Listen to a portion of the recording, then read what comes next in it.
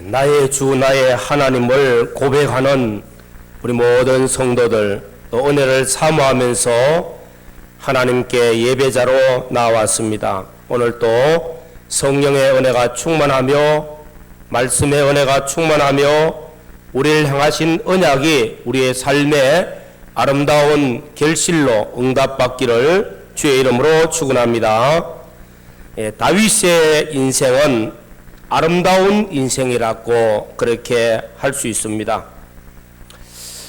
다윗의 인생을 아름답게 표현한다는 것은 하나님과의 관계에서 믿음의 성공자가 되어졌고 하나님이 원하시는 뜻을 다 이루어 드리는 하나님의 마음에 합한 자였기 때문입니다.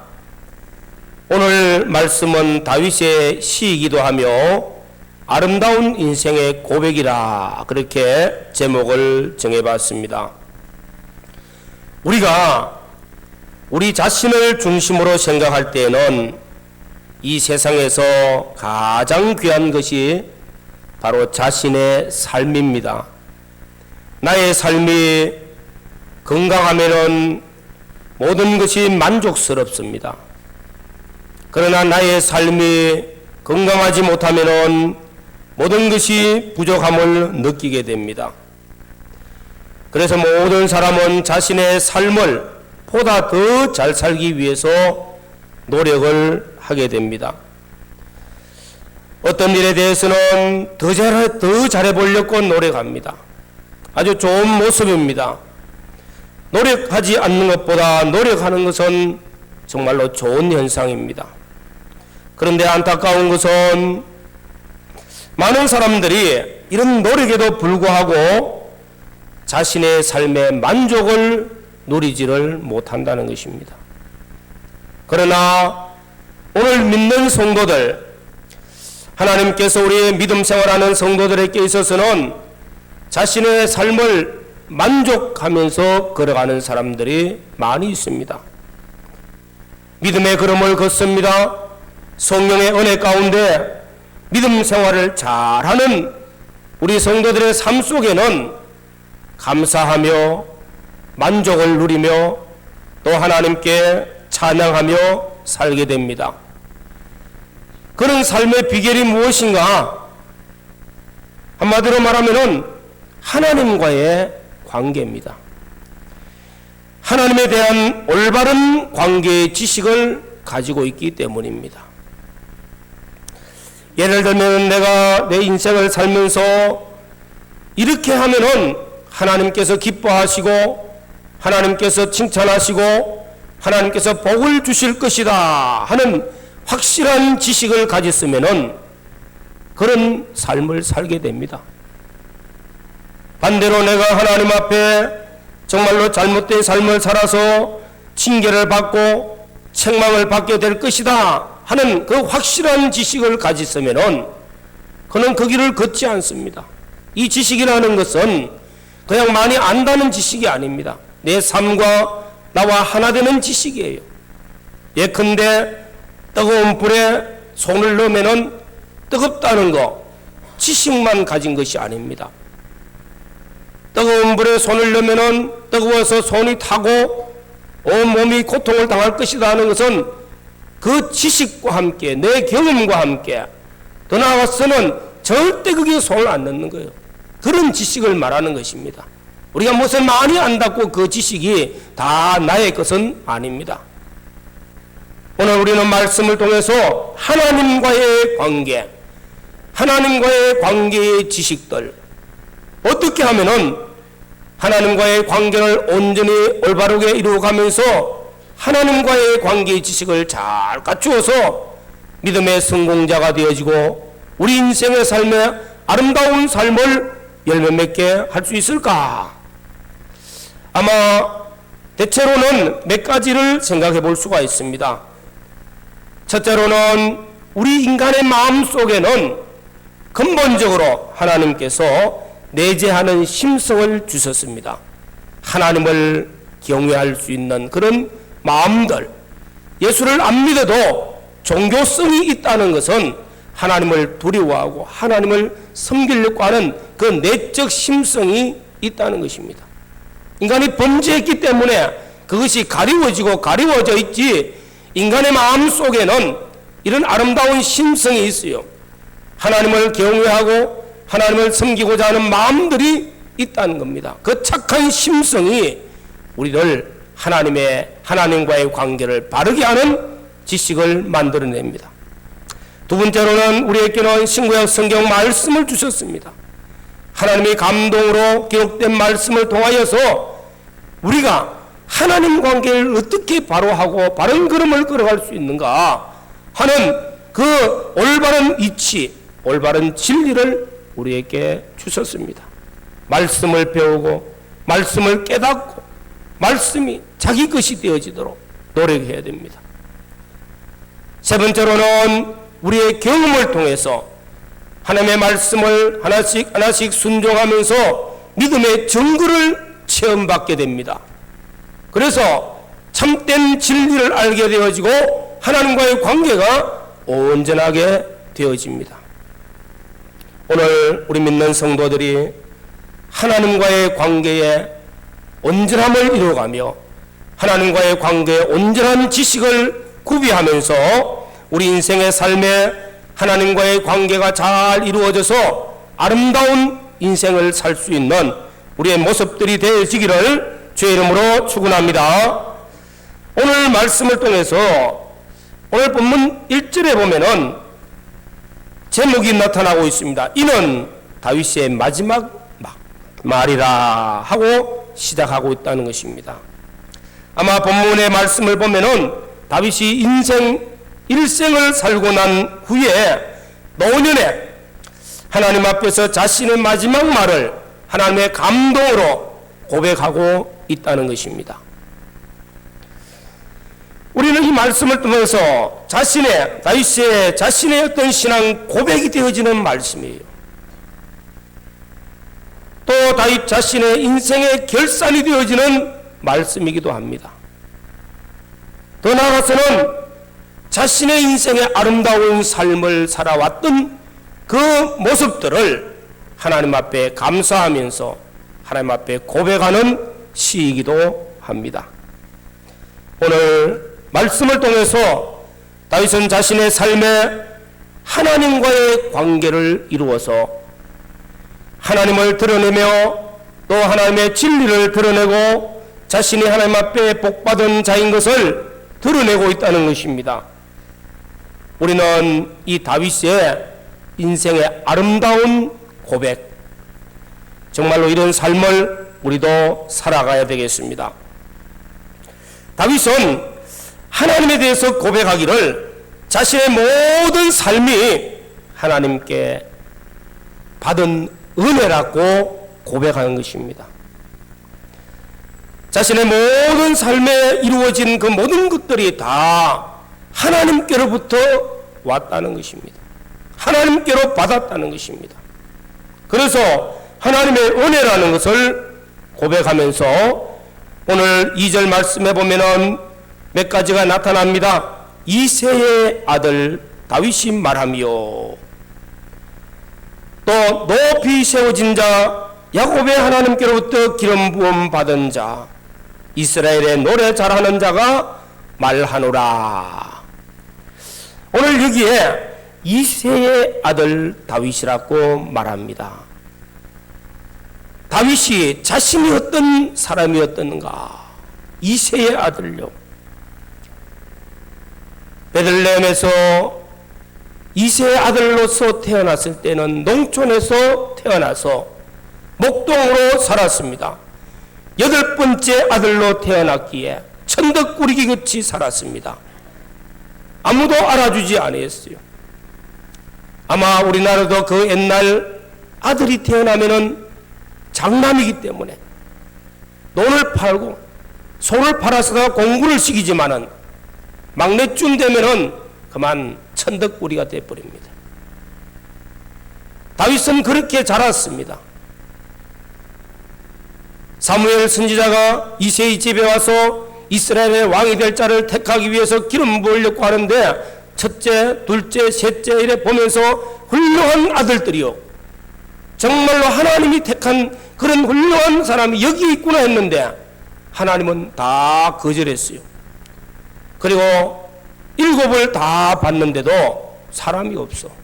그때 여기 있는 모두가 너희 아들이냐 하니까 마지막 말째가 하나 있는데 그는 뭐 볼품도 없고 알아주지도 않는 사람이라고. 부모도 형제도 그렇게 여겼던 다윗이었습니다. 이런 다윗, 그의 모습은 무명의 사람이요, 그의 모습은 천한 자요, 그의 모습은 목동이요, 그는 정말로 이세의 8번째 아들이면서 누가 알아주는 사람입니까? 이런 자신인 것을 잊지 않았습니다. 이런 자신, 항상 그가 성공하고 그가 나중 인생의 노년, 마지막 24장에 가서 보면 또 그런 말씀이 나옵니다. 하나님이 놀라운 은혜를 주시고 복을 주셔서 인생의 성공자가 되어지고 내 자신의 자손을 복되게 해주는 그런 은혜를 입어도 자신은 하나님 앞에 이세의 아들이라고 고백합니다. 나는 천한 사람이었습니다. 나는 보잘것없는 존재였습니다. 나를 여기까지 세우신 분이 여호와 하나님이시라는 것을 고백하면서 하나님께로부터 받은 은혜를 감사하면서 하나님께로부터 왔다고 고백하는 것입니다. 사랑하는 성도 여러분, 우리의 인생의 삶에요, 하나님께로부터 온 은혜를 감사하고 정말로 깨닫는 은혜가 있기를 주님의 이름으로 축원합니다. 그리고 다윗은 높이 세움을 받았습니다. 이스라엘의 기름 부음 받은 자가 되어졌습니다. 왕이 되어졌습니다. 그는 한 나라의 왕이 되어지고 한 나라의 높은 자로서 정말로 인생의 성공자가 되어졌습니다. 여기까지 오는 데는 수많은 어려움과 시련과 고난의 세월들을 다 통과하고 왔습니다. 강성한 나라를 세웠고 그 나라의 왕이 되어졌고 많은 사람들에게 존경받는 그런 다윗이 되어졌습니다. 하나님 앞에 은혜를 받았다는 것입니다. 내가 아니요 하나님으로부터 온 은혜라는 것을 고백한다는 것입니다. 자신의 인생이 하나님의 도우심으로 하나님이 나를 복되게 한 인생이라는 것을 고백하고 있는 것입니다. 비록 짧은 이 한마디 속에는 하나님이 나를 세워서 점점 강성하게 만들어 주셨고 하나님이 나를 기름부어 이스라엘의 왕으로 세우셨고 하나님이 나를 붙들고 쓰셔서 강성한 나라, 강대국 강성한 나라를 세우면서 하나님께서 나를 여기까지 인도한 것 하나님의 은혜라, 하나님의 손이 도와주셨다는 것을 고백합니다. 이것이 시편 23편에는 여호와는 나의 목자시니 내게 부족함이 없으리로다. 여호와 나의 목자가 되어서 나를 여기까지 인도하셨다는 것입니다. 그리고 말씀합니다. 이스라엘의 노래 잘하는 자가 말하노라. 다윗은 시편에 많은 시를 기록했고 그는 노래를 잘했습니다. 시는 많은 그 시들, 시는 곡조 없는 노래라고 하는 겁니다. 내 영혼에서 우러나오는 하나님께 감사와 찬송과 신앙의 고백을 시로 표현한 것입니다. 또 그것을 노래로 승화시켰습니다. 다윗은 하나님이 주신 은사를 잘 사용해서 하나님 찬양하며 하나님 영광을 올려드리며 하나님의 사역에 위해서 하나님 앞에 예배를 드리고 제사를 드릴 때 찬양들을 조직해서 하나님 찬양하는 일을 하여왔다는 것입니다. 내게 주신 은사를 나를 위해서 쓰지 않았어요. 전적 하나님 위해서, 하나님 영광을 위해서. 오늘 다윗은 여기에 한 가지 자신의 은사를 노래 잘하는 자로 표현했습니다. 오늘 우리 각자가 하나님 앞에 받은 은사들은 여러 종류들이 있습니다.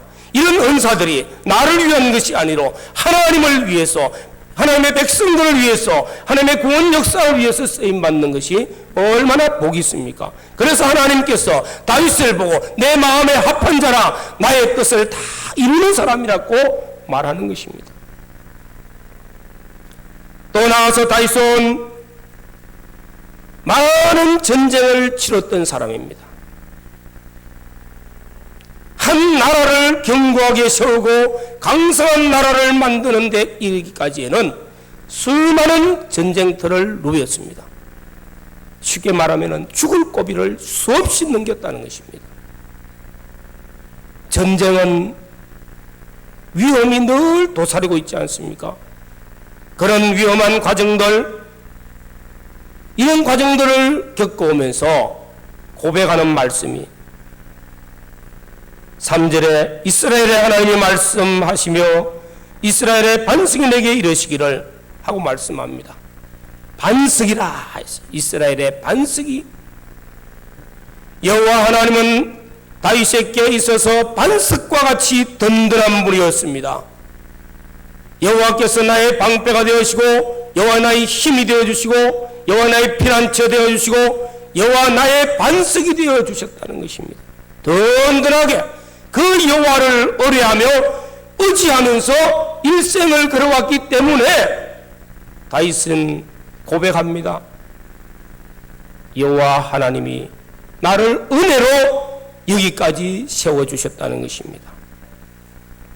오늘 사랑하는 성도 여러분, 다윗의 한 생애를 성경에 기록해서 우리에게 보여주는 것은 우리의 인생 걸음도 이와 같다는 것입니다. 이런 현실들을 우리도 다 지나가고 있습니다. 여기서 하나님을 천적 의뢰하며 믿음의 걸음을 걸어서 아름다운 인생의 결실을 맺는 은혜가 있기를 주의 이름으로 축원합니다.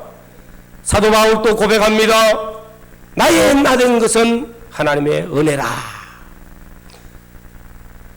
우리가 이 가을에 하나님의 은혜를 감사하면서 지금까지 지나온 것이 하나님의 은혜라. 내가 나된 것, 다윗은 이새의 아들 목동으로서 천한 인간 나를 이스라엘의 존귀한 왕으로 세우기까지 하나님이 나를 도와서 여기까지 온 것이 하나님의 은혜라. 내가 나된 것이 내가 아니요 하나님의 은혜라고 고백합니다. 세상 사람들은 그렇지 않아요.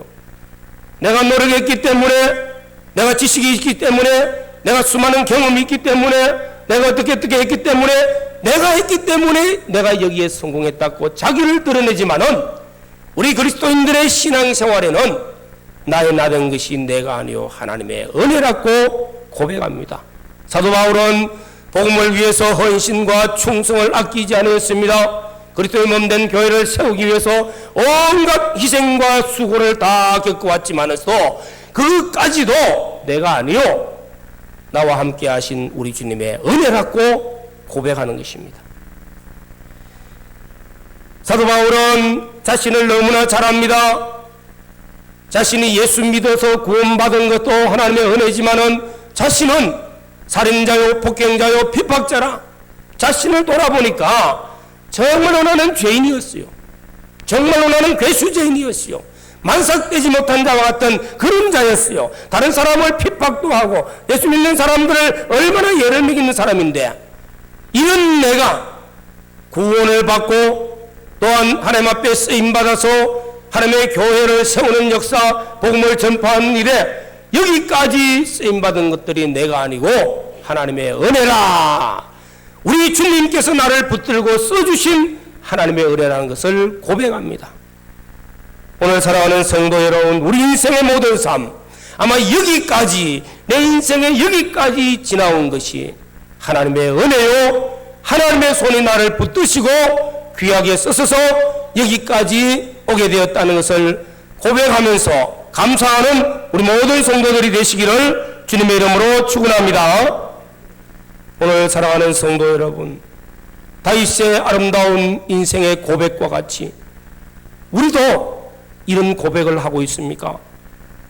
하나님은 나의 복된, 나를 복되게 하신 분이심을, 하나님은 나를 구원의 길로 인도하셨고 오늘까지 나의 인생 모든 길에 내 가정을 세우고 하나님의 교회에 충성하고 내가 직장생활, 사회생활을 통해서도 하나님 앞에 성실하게 살아와서 내가 지금까지 지나온 것이 하나님이 나를 붙드시고 인도하신 것, 하나님의 은혜인 것을 고백하십니까? 우리 모두가 이런 신앙 고백이 있기를 주의 이름으로 축원합니다.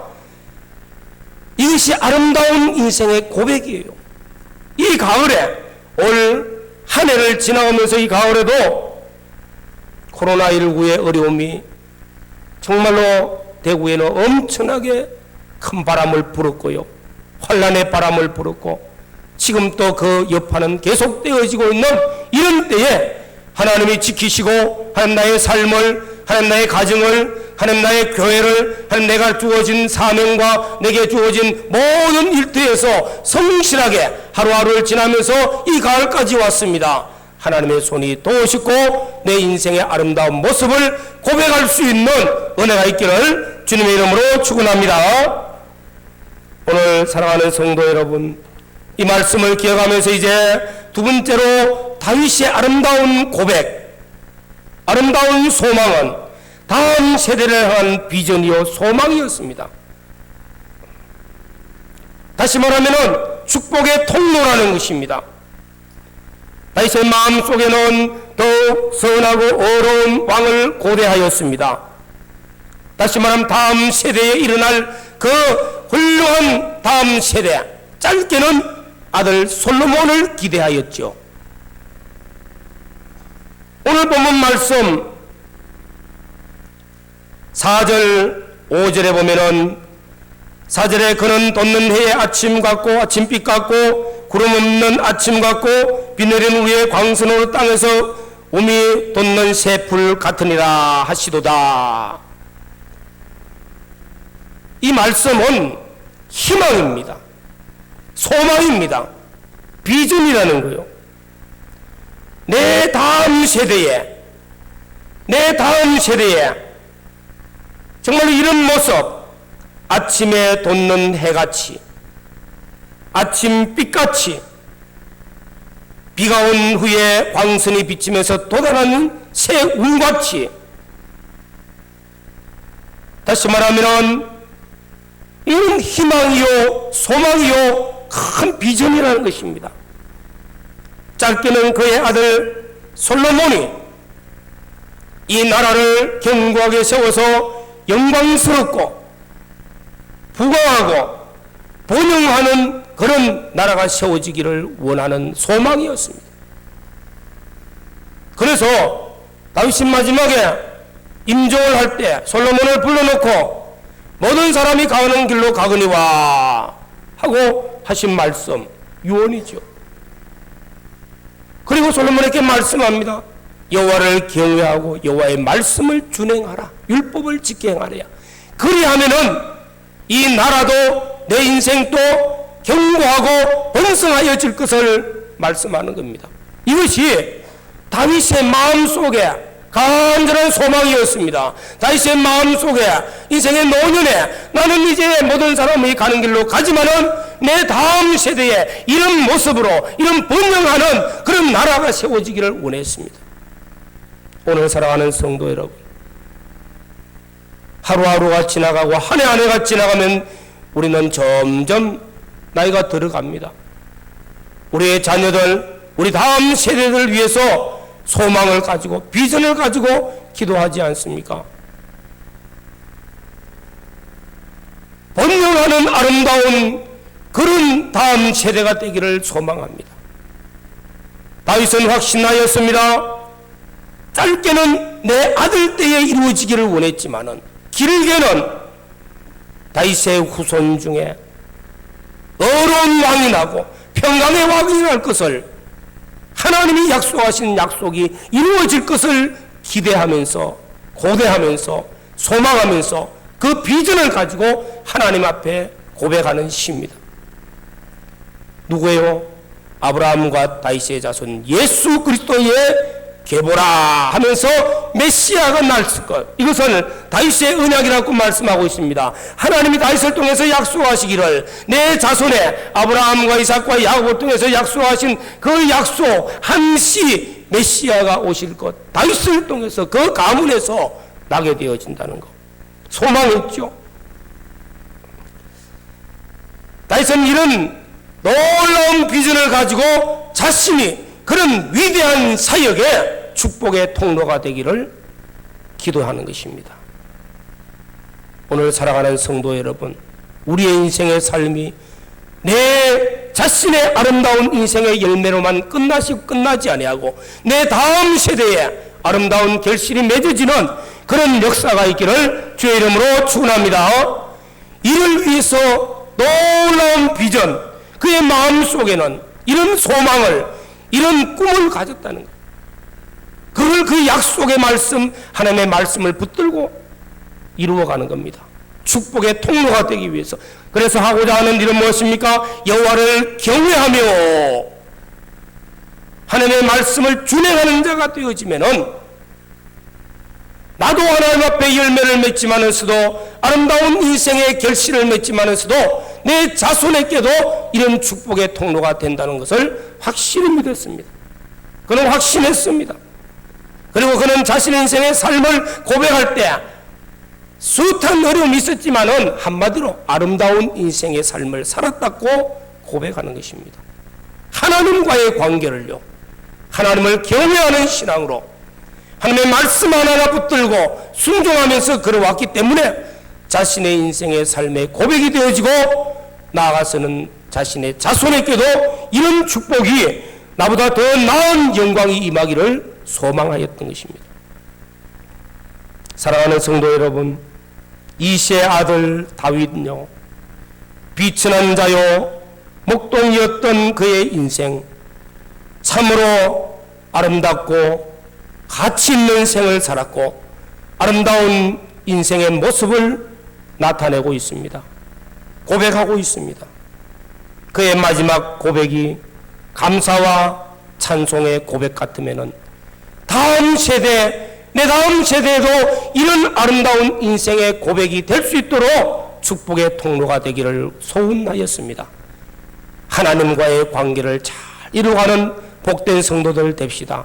여호와를 경외하며 말씀에 준행하여 하나님 마음에 합한 자로 살아서 아름다운 인생의 결실을 우리 모두가 열매 맺어가며 우리 다음 세대의 축복의 통로가 되어지는 복 있는 성도들이 되시기를 주의 이름으로 축원합니다.